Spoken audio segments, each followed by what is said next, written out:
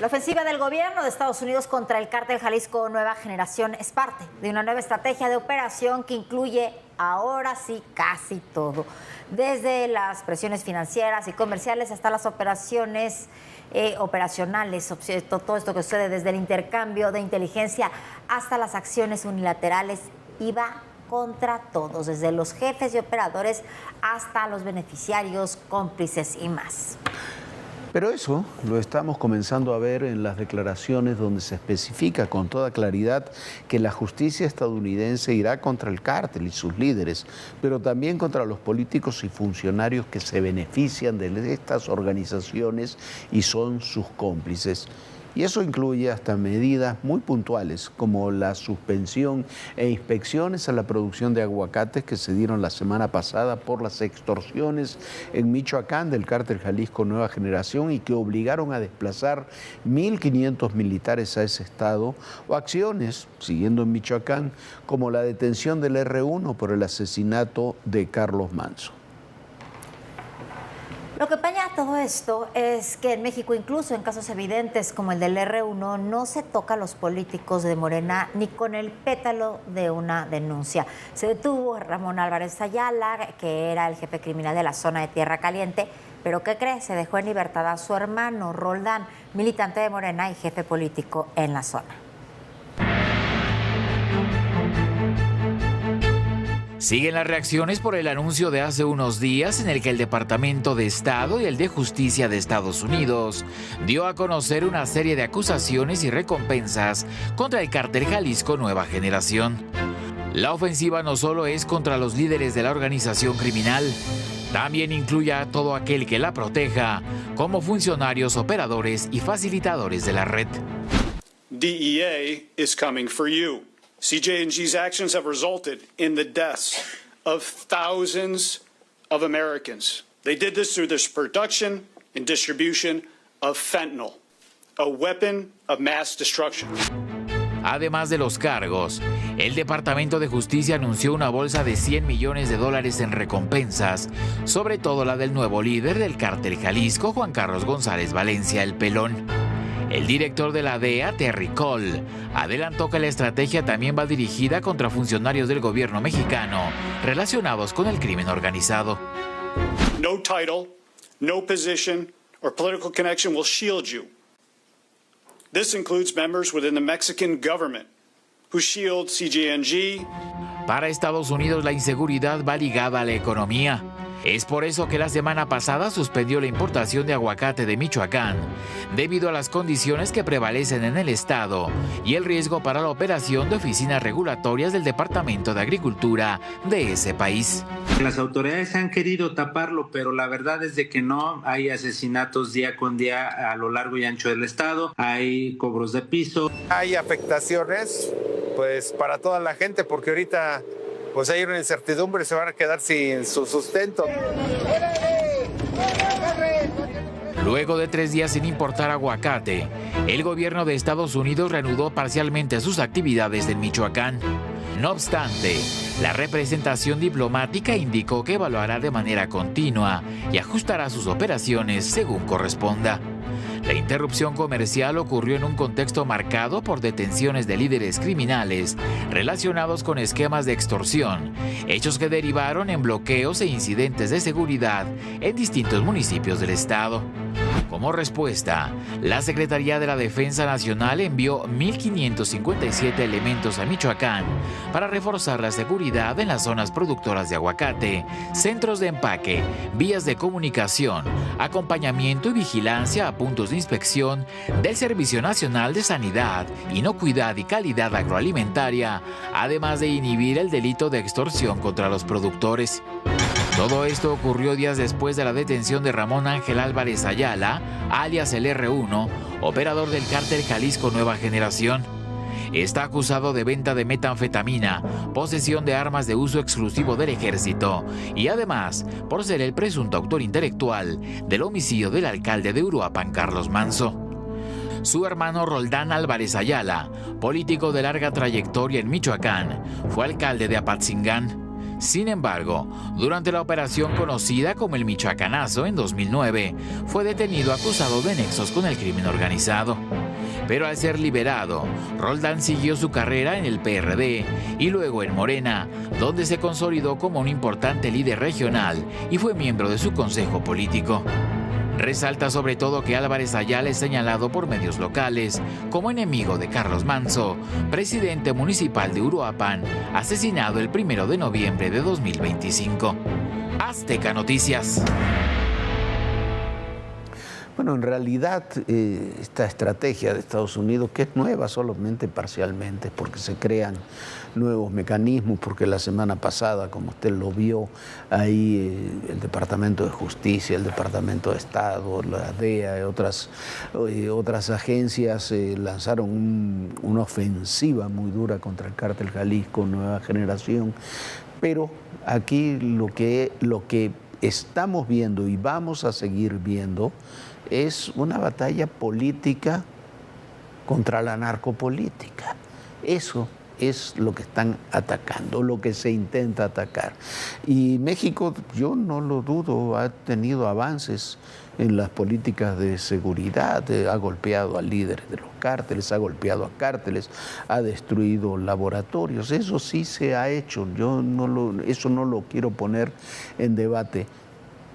Pero lo que no se ha hecho, lo que no se toca, es a los políticos que son parte de esa trama, los que son cómplices, los que son beneficiarios, y en la medida en que esas tramas de protección y de complicidad no se desarman, no se desarticulan, los cárteles, más allá de los golpes que reciban, se rearticulan, se vuelven a organizar y siguen operando. Eso es lo que estamos viendo en muchos lugares del país. Y lo que estamos viendo, además, de la mano con eso, es que esas redes de la narcopolítica sirven cada vez más al delito más extendido que tenemos, que es el de la extorsión. La extorsión llega a todos lados. La extorsión llega a las grandes empresas y llega a los maestros o los trabajadores de la construcción. A todos los están extorsionando y se puede hacer cuando uno controla presidentes municipales, cuando uno controla instancias de gobierno, cuando se controlan instancias de seguridad. Ese es hoy uno de los verdaderos desafíos, o quizás en términos de la gente, el mayor desafío que tiene que asumir el gobierno. En otra cara de la narcopolítica, el exdirector de aduanas, Rafael Marín Mollinedo, que busca ahora la candidatura de Morena en Quintana Roo, tiene como cercanísimo operador a uno de los jefes de la llamada mafia rumana. Este grupo criminal que ha trabajado con prostitución, trabaja con prostitución, con el robo y clonación de tarjetas de crédito y la extorsión en varios lugares, pero sobre todo en el estado de Quintana Roo. Se trata de Enrique Arcos, que ya ha estado incluso acusado por el gobierno y por la UIF de estos delitos, pero ahí está en la precampaña, que además es ilegal, de Marín Mollinedo. La campaña es ilegal por los tiempos en que se realiza, como todas las que está efectuando Morena. Es ilegal el personaje que lo acompaña y es por lo menos sospechoso que la haya comenzado haciendo una visita domiciliaria, está en arresto domiciliario luego de larguísimas condenas al exgobernador Mario Villanueva, condenado por sus negocios y complicidades con el narcotráfico. Usted no está para saberlo ni yo para contarlo, pero hicimos una larguísima investigación con Mario Villanueva cuando él era gobernador. Nos echamos 5 años investigando a Mario Villanueva. Cada vez que escribíamos o decíamos algo de Mario Villanueva enviaba una corona mortuaria a la casa. Esa es la calaña del señor Mario Villanueva. Siguen saliendo a la luz las relaciones de personajes de Morena con integrantes de la delincuencia organizada. De acuerdo con Mexicanos contra la Corrupción y la Impunidad, uno de los principales operadores financieros de la mafia rumana, encabezada por Florian Tudor, se infiltró en la Agencia Nacional de Aduanas de México durante la gestión de Rafael Marín Mollinedo entre diciembre de 2022 y junio de 2023. Se trata de Alejandro Enrique Arcos Romero, quien, de acuerdo con fuentes consultadas por Mexicanos contra la Corrupción, era conocido como el particular de Mollinedo. Esto pese a que había sido identificado por autoridades mexicanas y estadounidenses por su operación criminal a lo largo de la Riviera Maya en Quintana Roo. Pero como la transparencia, legalidad y democracia es lo que menos le importa a Morena, su presencia pasó de largo. Según los documentos revelados por Mexicanos contra la Corrupción en febrero de 2021, la Unidad de Inteligencia Financiera bloqueó las cuentas bancarias de Arcos Romero como parte de la Operación Caribe, la cual buscaba desmantelar la estructura financiera de la mafia rumana en México, dedicada a la clonación de tarjetas en destinos turísticos como Cancún y Los Cabos. Fue el 26 de noviembre de 2020 cuando el Departamento de Justicia, a través de la Oficina del Agregado Jurídico de la Embajada de Estados Unidos en México, envió un oficio al entonces titular de la UIF, Santiago Nieto, solicitando el bloqueo de 72 personas físicas y morales ligadas a la red de Tudor, entre las que se encontraba Arcos Romero. Desde el 2014, miles de turistas que visitaban las playas del Caribe mexicano fueron víctimas de la banda de Florian Tudor, detenido en mayo de 2021. El modus operandi consistía en manipular cajeros ubicados en hoteles y plazas comerciales con la instalación de skimmers, un aparato que les permitía copiar los datos de la banda magnética de las tarjetas y grabar el NIP tecleado por los usuarios mediante una pequeña cámara oculta. Este delito les dejaba ganancias de $20 millones mensuales. Lejos de operar entre las sombras, Alejandro Enrique Arcos Romero es actualmente cercano colaborador de Rafael Marín Mollinedo en su campaña rumbo a la gubernatura de Quintana Roo. De acuerdo con la investigación de Mexicanos contra la Corrupción, en varios eventos aparece Marín Mollinedo flanqueado por Arcos Romero. Incluso, el 26 de junio, Romero acompañó a Mollinedo en su registro como aspirante a la coordinación estatal en defensa de la transformación y soberanía nacional, como denomina Morena, a los procesos internos para elegir a sus candidatos a las gubernaturas. En abril, Rafael Marín Mollinedo visitó al exgobernador de Quintana Roo, Mario Villanueva, en el residencial Andara, localizado en Chetumal, en donde está sujeto a prisión domiciliaria. La imagen compartida por el propio Marín Mollinedo fue interpretada como un espaldarazo de Villanueva al exdirector de la Agencia Nacional de Aduanas. Villanueva fue condenado a más de 36 años de prisión por delincuencia organizada, delitos contra la salud en modalidad de fomento al narcotráfico por sus vínculos con el Cártel de Juárez, además de asociación delictuosa. De verdad parece insólito que Rafael Marín Mollinedo, que la verdad yo lo conocí cuando hicimos algunos reportajes, un hombre serio y más, esté en este momento ligado a la mafia rumana, esté yendo a ver a Mario Villanueva Madrid, este gobernador que de verdad estuvo incluso en Almoloya. No es que le hayan quitado los delitos por los cuales estuvo preso, simplemente ya le tocaba salir.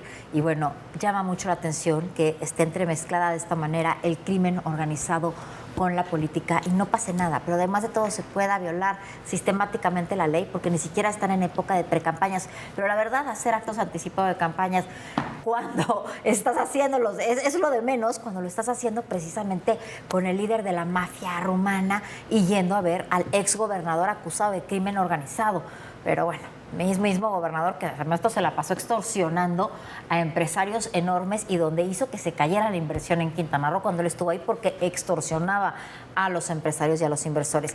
Y bueno, vamos a otro tema. Mientras tanto, se están cumpliendo ya 100 días de la solicitud de detención que hizo Estados Unidos contra el gobernador de Sinaloa, contra Rubén Rocha Moya y otros políticos y funcionarios del estado de Sinaloa. 100 días en los que el gobierno federal los ha protegido pese a todas las pruebas en su contra y pese a que incluso dos de los acusados, el exsecretario de Seguridad, Gerardo Mérida, y el exsecretario de Finanzas, Enrique Díaz, dos hombres cercanísimos a Rocha Moya, se entregaron a la justicia estadounidense y están colaborando ya con ella.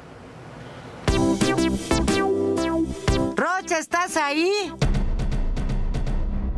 Y sí, como si del juego de las escondidas se tratara, Rubén Rocha Moya sigue sin aparecer. Presenté ante el Congreso del Estado la solicitud de licencia temporal al cargo de gobernador. A pesar de que las autoridades de Estados Unidos desde el 28 de abril pasado pidieron su captura y extradición por sus nexos con el cártel de Sinaloa, el gobierno federal decidió pasar por alto la petición formal para aprehenderlo. Rechazó que haya pruebas en su contra y decidió protegerlo. Para los Estados Unidos, sin embargo, el amigo del expresidente Andrés Manuel López Obrador es un entusiasta colaborador del cártel, junto con otros 9 servidores públicos de su gobierno. Rocha Moya le debe al cártel el financiamiento para la campaña que lo llevó al triunfo electoral, le brindó protección para sus actividades criminales y hasta le entró al trasiego de drogas. Y ya con la buena relación, convirtió a Griselda López, la mamá de 2 de los chapitos, en la principal contratista del gobierno de Sinaloa en materiales de construcción para las obras institucionales. A pesar de las acusaciones, para el gobierno federal mexicano los señalamientos no son válidos. Así que la Fiscalía General de la República inició su propia investigación en torno a Rocha Moya y coacusados. Y según el último corte de caja de la dependencia, no hay pruebas de los delitos que se le imputan. Así que nada de entregar a Rocha a Estados Unidos. A pesar del costo en la relación bilateral y de las advertencias del vecino país de que no tolerarán la protección a criminales y también irán contra autoridades mexicanas.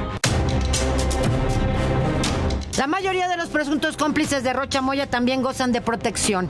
El exsecretario de Gobierno y actual senador morenista Enrique Insunza tampoco aparece, pero bien que cobra su sueldo íntegro como legislador.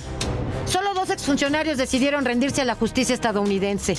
El general Gerardo Mérida Sánchez, exsecretario de Seguridad Pública de Sinaloa. Se entregó el 11 de mayo pasado, acusado de proteger a los líderes del cártel de Sinaloa. Ese mismo mes lo hizo Enrique Díaz Vega, el exsecretario de Finanzas de Rocha Moya, para cooperar con los estadounidenses. El paradero del gobernador con licencia es el secreto mejor guardado de la 4T. Absolutamente nada, nada de qué temer. El que nada teme, la pasa bien. Silvia Otero, Azteca Noticias. Bueno, ahí está el señor Rocha Moya, 100 días y ahí sigue él, Insunza, y un costo altísimo que paga el gobierno federal, altísimo que paga el gobierno federal por mantenerlos impunes. ¿Por qué los mantienen impunes? Porque dicen que no hay pruebas cuando hay una enorme cantidad de pruebas de todo tipo, desde ahora, desde 2021, hay financiamiento del Mayo, financiamiento de los Chapitos, financiamiento de Sergio Carmona, dinero que viene del contrabando de combustibles, del tráfico de drogas, dinero que viene de la política ilegal o de la narcopolítica, como aquí le hemos llamado.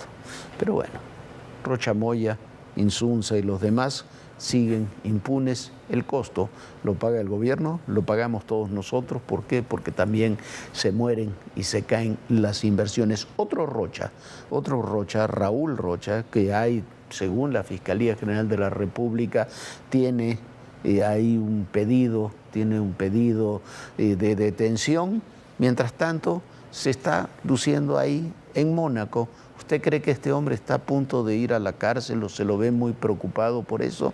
No, tiene también tráfico de delincuencia organizada, tráfico de armas, exhibe ahí un Patek Philippe de los más caros que hay.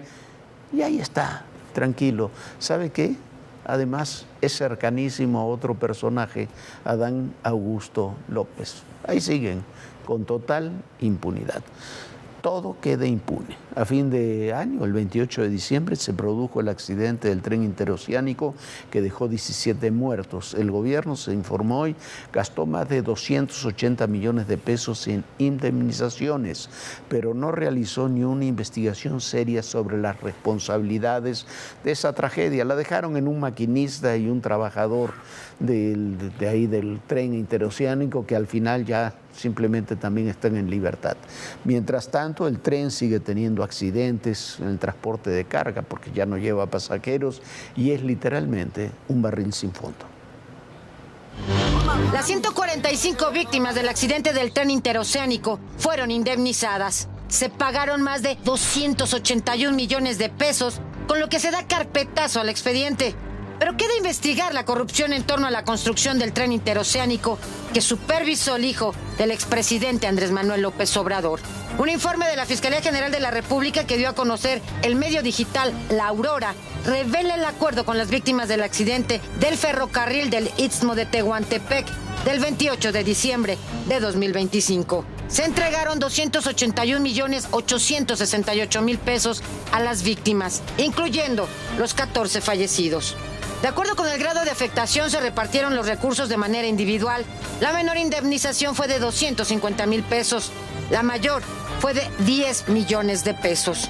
Con este acuerdo se extinguió la acción penal y en abril pasado quedaron en libertad el conductor del tren Felipe de Jesús Díaz Gómez y el jefe de despachadores Ricardo Mendoza Cerón, que fueron acusados de homicidio y lesiones culposas. Pero aún resta que la Fiscalía General de la República indague los actos de corrupción en torno a las obras del tren que supervisó Gonzalo López Beltrán.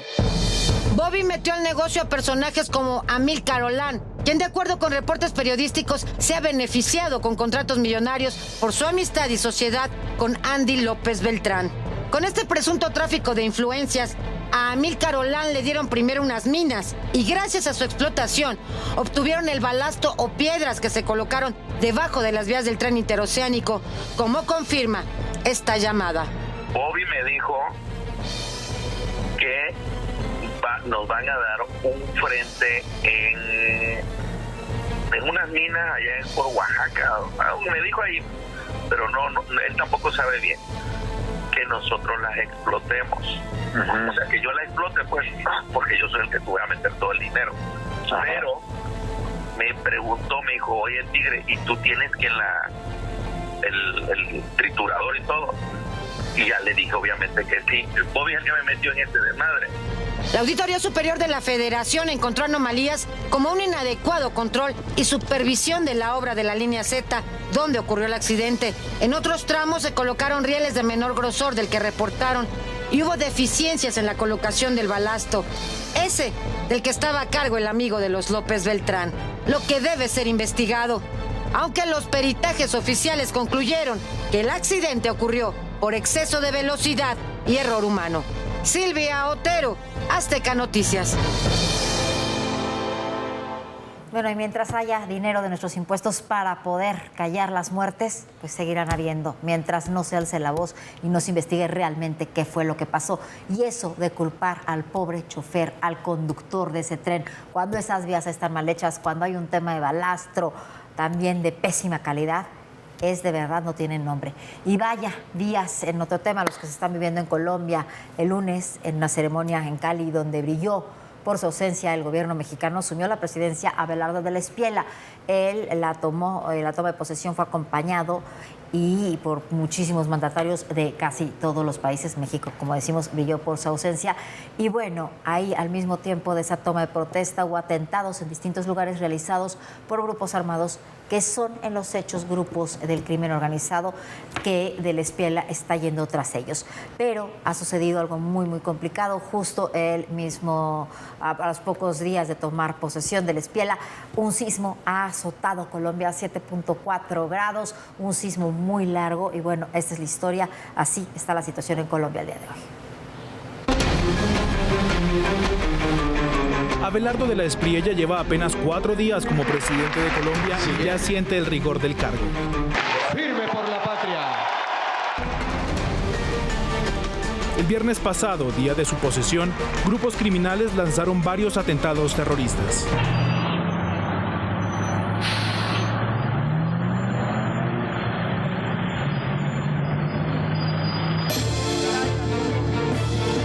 Puesta la banda presidencial, de inmediato ordenó a la fuerza pública comenzar la ofensiva contra todas las organizaciones delincuenciales. La rápida reacción militar durante el fin de semana permitió, por ejemplo, el abatimiento de un importante cabecilla de las disidencias de las FARC. Alias Russo, que era un experto explosivista, había sido enviado desde el departamento de Arauca hasta el Meta para que asumiera como cabecilla principal del Frente 28 de las disidencias de la FARC. Una de las promesas de campaña de Abelardo empezó a cumplirse con todas las de la ley. De hecho, Estados Unidos anunció un apoyo de $1.000 millones para combatir el terrorismo.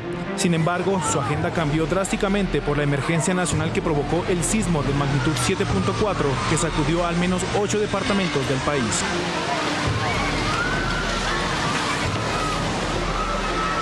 Chocó, Risaralda, Caldas y Quindío son los territorios más lastimados. Las víctimas se cuentan por centenares mientras avanzan las labores de búsqueda y rescate.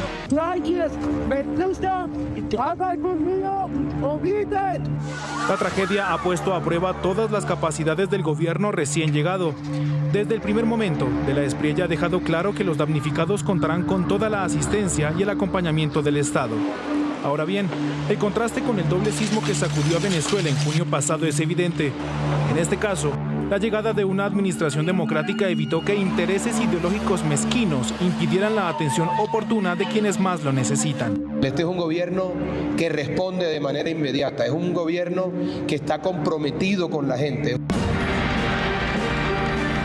La primera semana de Abelardo en el cargo está siendo intensa, no solo por la catástrofe natural que ahora atiende, sino porque deberá poner en pausa su agenda de gobierno. La prioridad por ahora son los damnificados y responder a la crisis, antes de abordar el desastre económico, político y social que heredó del socialista Gustavo Petro. Yamit Rojas, Azteca Noticias. Pues nosotros ya nos vamos. Muchísimas gracias por habernos acompañado y lo esperamos mañana aquí en punto de las 11 de la noche. Sueñe bonito. Bonita noche, Jorge. Muy buenas noches, Viviana. Nuestra solidaridad con todos los amigos colombianos, con todo el pueblo de Colombia en esta muy, muy difícil trance después de este terrible terremoto que sufrieron el día de hoy. Y por supuesto, recuerden, en el poder y en la política todo, pero absolutamente todo es personal. Gracias.